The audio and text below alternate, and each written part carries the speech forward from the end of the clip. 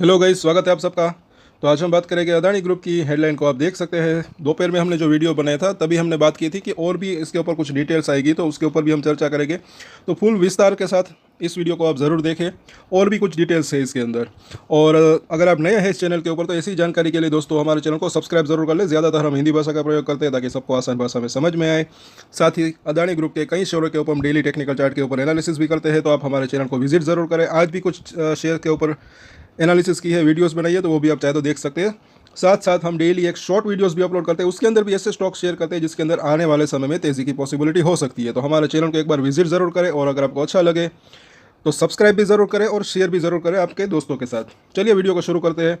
Headline को देख सकते हैं कि एक समय अदानी के प्रभुत्व वाले 8 एफपीआई अब जो है वो सेबी के साथ समझौता करने पर विचार कर रहे हैं। क्या है पूरा मामला वो हम देख लेते हैं कि मुंबई तो मामले से परिचित लोगों ने कहा कि आधा दर्जन से अधिक विदेशी पोर्टफोलियो निवेशक यानी कि एफपीआई जिनके पास अदानी समूह की कंपनियों में पर्याप्त हिस्सेदारी है। अब इसको आप मतलब कि आराम से समझना। सबसे पहली बात है कि वे जो है बाजार नियामक सेबी के साथ प्रतिभूति उल्लंघन के मामलों को निपटाने की कोशिश कर रहे हैं।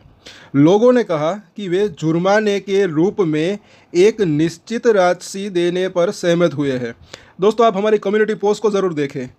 7-8 महीने पहले भी मैंने जो है वहाँ पर कम्युनिटी पोस्ट को जो है पोस्ट किया था। अब शायद कई लोग जो है समझ चुके होंगे। आज भी वो कम्युनिटी पोस्ट हमने शेयर की है, उसको आप देखें ज़रूर। स्क्रीनशॉट भी मैं शेयर करूँगा, वो भी ज़रूर देखिएगा। कम्युनिटी पोस्ट को एक बार आप ज़रूर देखिएगा। यहाँ पर क्या बात हो रही है वो आप समझ सकते हैं। आगे देखते हैं।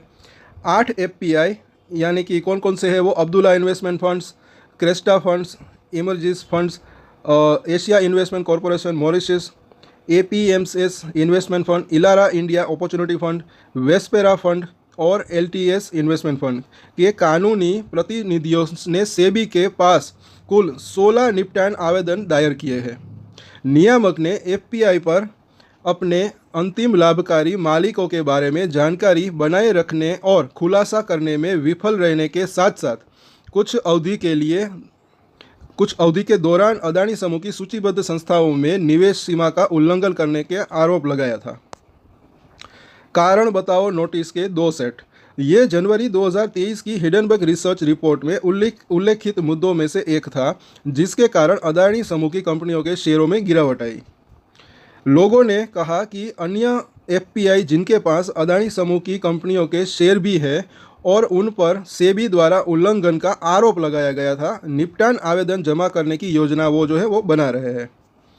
तो नियामक विशेषज्ञों ने कहा कि प्रतिभूति कानून के उल्लंघन के आरोपी पक्ष अक्सर समझौता चाहते हैं, लेकिन उन्हें स्वीकार करना या अस्वीकार करना ये जो है सेबी पर निर्भर होता है। एफपीआई गलत काम को स्वीकार या अस्वीकृत नहीं करते हैं, जो बाजार नियामक के साथ समझौता करने वाली पार्टियों के बीच एक आम बात है। सेबी ने प्रश्नों का उत्तर नहीं दिया और न ही 8 एफपीआई ने। इस पॉइंट को देख लेते हैं कि निपटान आवेदनों पर गौर करने के बाद सेबी नियमों और शर्तों पर बातचीत करने के लिए एफपीआई के कानूनी प्रतिनिधियों को बुलाता है।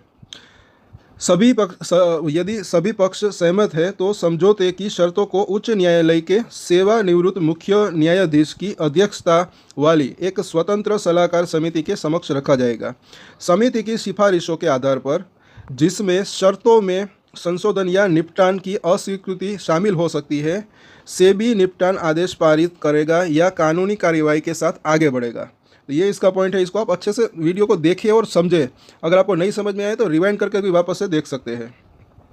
नियामक ने एफपीओ को पूछताछ और न्याय निर्णयन कार्यवाही के तहत कारण बताओ नोटिस के 2 अलग अलग सेट जारी किए थे। जांच कार्यवाही के तहत इसने एफपीआई से पूछा कि उसे किए गए उल्लंघनों के लिए उनका पंजीकरण रद्द क्यों नहीं करना चाहिए। न्याय निर्णयन कार्यवाही के तहत उसने उल्लंघनों के लिए जुर्माने की मांग की।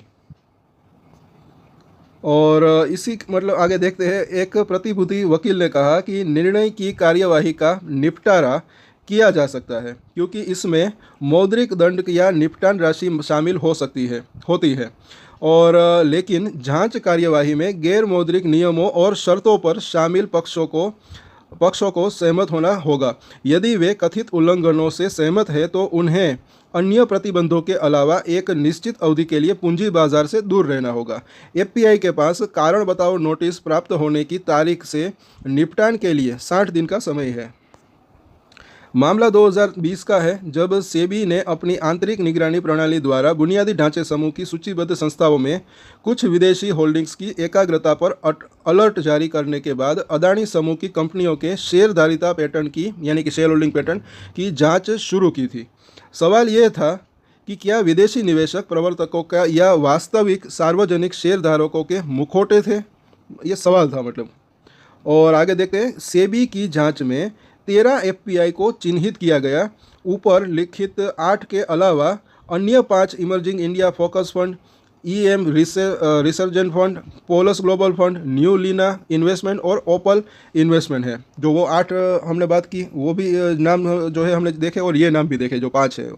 लेकिन जांच में रुकावट आ गई क्योंकि सेबी एफपीआई के अंतिम लाभकारी मालिकों का पता नहीं लगा सका और क्या वे अदानी समूह से जुड़े थे। 2 साल बाद अमेरिका स्थित हिडनबर्ग रिसर्च ने अदानी ग्रुप पर राउंड ट्रिपिंग, मनी लॉन्ड्रिंग और अन्य आरोप लगाते हुए रिपोर्ट प्रकाशित की। अदानी समूह ने किसी भी गलत काम से इनकार किया, लेकिन रिपोर्ट से 13 एफपीआई में आर्थिक हित का पता लगाने के सेबी के प्रयास को पुनर्जीवित किया गया।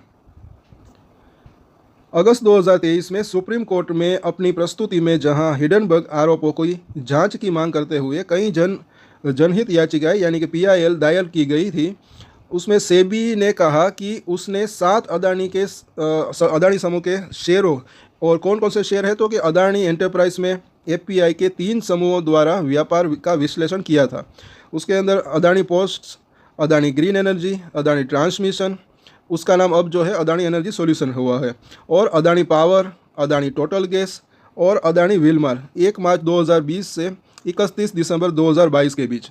तो ये इसका मामला है, इसका आप देख सकते हैं। आगे देखते हैं, ये विश्लेषण कथित मूल्य मात्रा में हेरफेर से संबंधित थे और इसमें कहा गया है कि न्यूनतम सार्वजनिक शेयरधारिता का उल्लंघन, एफपीआई निवेश सीमा का उल्लंघन और ऑफशोर डेरिवेटिव इंस्ट्रूमेंट मानदंड का उल्लंघन। तो मतलब कि ये सिर्फ आरोप है अभी यहाँ पर अगर बात करें तो, ये आई थिंक जहाँ तक मुझे यही समझ में यहाँ पर आ रहा है, तो ये उसकी बात हो रही है फिलहाल, अब तक कुछ साबित नहीं हुआ। और आगे देखते हैं कि नियामक ने कहा कि उसे 13 एफपीआई के प्रबंधन के तहत परिसंपत्तियों में से जो है 42 योगदानकर्ता मिले हैं, लेकिन इन योगदानकर्ताओं के अंतिम लाभकारी मालिकों के संबंध में उसे एक रिक्त स्थान मिला है। इसका मुख्य कारण यह था कि उसे अपने विदेशी समकक्षों से जानकारी नहीं मिल सकी। और आगे देखते हैं कि नवीनतम उपलब्ध जानकारी के अनुसार एफपीआई अदानी समूह की कंपनियों से या तो बाहर निकल गए हैं या अपनी हिस्सेदारी कम कर दी है। तो स्टॉक एक्सचेंज केवल 1% और उससे अधिक की शेयरधारिता पर कब्जा करते हैं और इसलिए अदानी समूह की कंपनियों में एफपीआई की नवीनतम हिस्सेदारी का पता नहीं लगाया जा सका है। हालांकि 31 मार्च तक एलारा इंडिया अपॉर्चुनिटी फंड के पास अदानी टोटल गैस और अदानी ट्रांसमिशन यानी कि अदानी एनर्जी सॉल्यूशन के अंदर क्रमशः 1.5% के आसपास की और 1.70% के आसपास की हिस्सेदारी थी। हालांकि सुप्रीम कोर्ट ने इस साल जनवरी में जनहित याचिकाओं का निपटारा कर दिया, लेकिन सेबी को अपनी लंबित जांच पूरी करने का निर्देश भी दिया था और अपनी जांच को कानून के आधार अनुसार तार्किक निष्कर्ष तक ले जाना।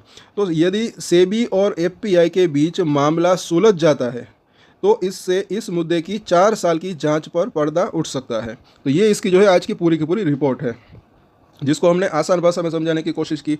और मुझे ऐसा लग रहा है कि अगर ये चीज़ हो जाती है तो मतलब कि अदानी ग्रुप के लिए एक अच्छा ही रह सकता है। और कई अदानी ग्रुप के ऐसे शेयर स्टॉक्स है, शॉर्ट टर्म के अंदर देखिए वोलेटिलिटी रह सकती है, लेकिन लॉन्ग टर्म के लिए, मीडियम टू लॉन्ग टर्म की भी अगर बात करें तो अच्छे रह सकते हैं, क्योंकि कई ग्रुप शेयर को जो है फंडामेंटल मुझे ऐसा लग रहा है कि अच्छे यहाँ पर लग रहे हैं। तो लॉन्ग टर्म के, मीडियम टू लॉन्ग टर्म मतलब कि अच्छा रह सकता है। और उसके ऊपर हम टेक्निकल चार्ट के ऊपर एनालिसिस भी करते हैं और कई शेयरों के जो है अब Q4 के रिजल्ट भी आ सकते हैं। और मुझे ऐसा लग रहा है कि इसी महीने की आखिर में मतलब कि आखिरी तारीख के आसपास जो है यानी कि 30 अप्रैल के आसपास कई अदानी ग्रुप के शेयरों की मतलब कि Q4 के रिजल्ट आ सकते हैं, तो उसके ऊपर भी हमारी नज़र रहेगी। तो आज के वीडियो में इतने ही दोस्तों। अगर आपको जानकारी अच्छी लगे तो लाइक, शेयर एंड सब्सक्राइब जरूर करें। और मुझे ऐसा लग रहा है कि अब इसका जो फैसला है वो मतलब कि जल्दी ही आ सकता है। और एक स्टैंडर्ड डिस्क्लेमर जो कि मैं हमेशा देता हूँ, आप कोई भी ट्रेड ले उससे पहले अपनी रिसर्च करें, अपने फाइनेंशियल एडवाइजर की सलाह ले, उसके बाद ही कोई डिसीजन ले, और डिसीजन ले तो उसकी जिम्मेदारी मेच्योरिटी के साथ खुद ही ले। ये वीडियो मैंने एजुकेशन पर्पस के लिए बनाया है, मेरी तरफ से कोई भी बाय या सेल की रिकमेंडेशन नहीं है। Thank you.